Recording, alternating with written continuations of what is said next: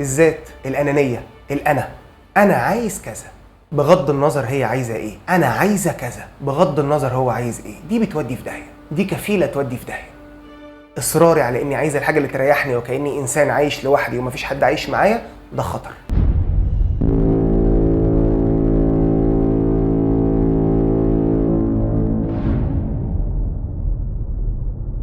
سلام ونعمة، ازيكم عاملين ايه؟ اتمنى تكونوا بخير. النهاردة معادنا مع الحلقة 22 من كتاب زوجة حسب قلب الله للكاتبة مارثا بيس. ابقوا معنا.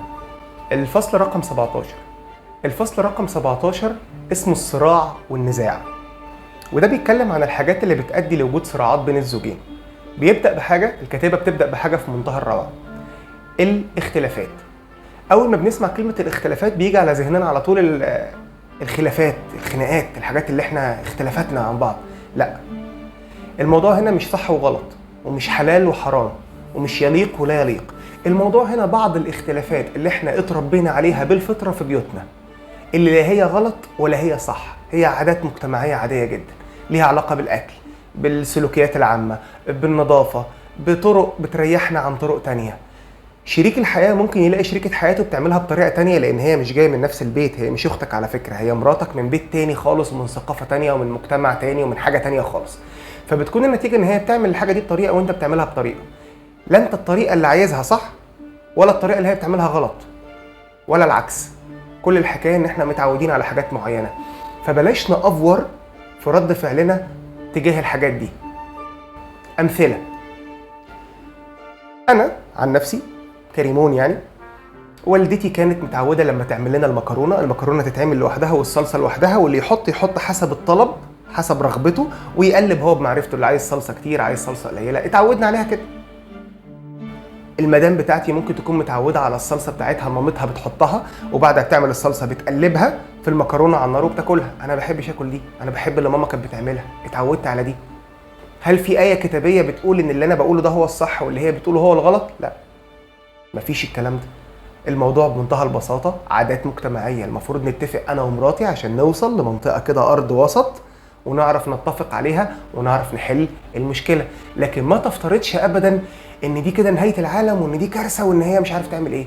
واحد متعود يشرب كوباية الشاي أول ما تتصب وهي بتغلي، هو متعود يعمل كده. واحدة تانية تحبها، لا استنى لما تبرد، أو واحد استناها لما تبرد. اللي بيستناها لما يبرد ده مش معناها انه ما عندوش ذوق في شرب الشاي وما بيفهمش في الشاي، واللي بيشربها وهي مولعه وبتغلي دي مش معناها ان غدد الاحساس عنده او مجسات الاحساس والتذوق بايظه ومش شغاله. احنا بنقفش على بعض وبنلوم على بعض في خلافات من النوع ده. المفروض ندرك الفرق بين الخلافات وبين الحاجات الاكثر خطوره بقى اللي لسه هنتكلم عنها دلوقتي. الحاجه الثانيه اللي ممكن تؤدي لصراع ونزاع في البيت، ومش هنتكلم فيها لانها اتحسمت في فيديوهات كتير قوي لا حصر ليها، سواء انا اتكلمت عليها او حد غيري اتكلم عليها كتير قوي في الفيديوهات المشهوره الزوجيه: الذات، الانانيه، انا عايز كذا بغض النظر هي عايزه ايه، انا عايزه كذا بغض النظر هو عايز ايه. دي بتودي في داهيه، دي كفيله تودي في داهيه. اصراري على اني عايزه الحاجه اللي تريحني وكاني انسان عايش لوحدي ومفيش حد عايش معايا، ده خطر، ده وحش. الحاجه الثالثه والاخيره هي البر. يعني ايه؟ يعني امور محسومه انها صح كتابيا وغلط كتابيا، ما فيهاش مجال للفتي ولا الاجتهاد. يعني مراتي بتكذب، لا يا ماما دي خطيه كذب، الكتاب قال ما تكذبوش، اللي بتعمليه ده خطيه واضحه.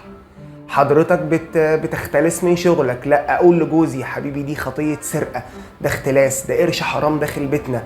دي مسائل محسومه. طيب دي المشكلات، تعالوا بقى نشوف هنتعامل معاها ازاي بشكل كتابي. كحل من الحلول، اول حاجه بتبدا بيها الكاتبه للزوجه، يعني كاقتراح للزوجه: انكار الذات، التواضع. قدمي مشيئته عن مشيئتك، قدمي ارادته عن ارادتك. طالما الموضوع لا يتعارض مع الوصايا الكتابيه، احنا سبق وقلنا ان سلطان الله عليكي كزوجه مطلق، ده الله، ده الخالق. انما سلطان الزوج لما يبقى ليه سلطان عليكي بيبقى ليه سلطان نسبي، ليه ضوابط، مش اي حاجه يقولها هو الله هنسمع كلامه وخلاص. اختاري مشيئته قبل مشيئتك انت، في اكل، في صنف هو بيحبه اكتر من صنف تاني. الحاجات دي لما انت تعمليها هيتهيألك يعني هو انا ماليش لازمه، يعني هو الكل في الكل وانا ولا حاجه، هو انا طيشه في البيت؟ لا انت طيشه ولا هو كل حاجه ولا حاجه. انت لما بتعملي كده في حاجه جواكي بتتغير وفي حاجه حلوه بتوصل له، وبنقلل مساحه الصراع والنزاع اللي بينا. اكل، شرب، طلب هو عايزه تبديه عن الطلب بتاعك انت، ماتش عايز يتفرج عليه تبديه عن المسلسل بتاعك. مش بقولك ان هو طول الوقت يقعد يمارس كل حقوقه وانت تحرمي من كل حقوقك، الكلام ده غلط تماما.